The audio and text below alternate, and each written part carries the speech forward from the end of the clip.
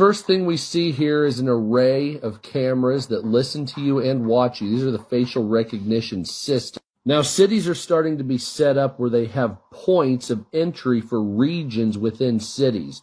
And you have to use your iPhone device to beep your way in.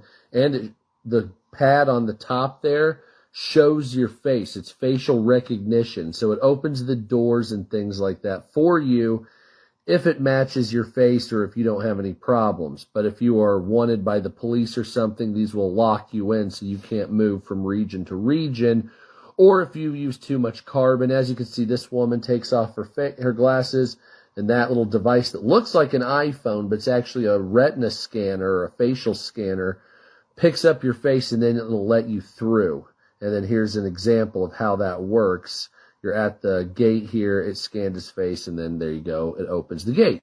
Now, within the cities, they're blocked off by region, and these fences right here separate those areas. There's police, as you can see in front, that monitor and guard these areas between points. So if I'm over here where this guy is, like region 1, region 2 is over here, right? But I have to go through a checkpoint. Now, of course, the police officers have these glasses that are facial recognition glasses. So it'll read license plates, and when you see somebody right here, it'll recognize the face and pull up their information.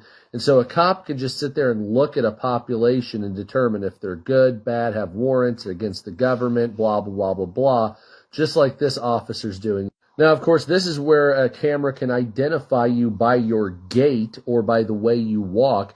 This determines how a person walks, and they can set up a profile based on the way you move and walk with your facial recognition, meaning you can be watched at all points. So this guy right here, I'll spare you the details, but basically what it is he's reading this, and he can't travel on high-speed rail because his credit score, his social credit score is so low.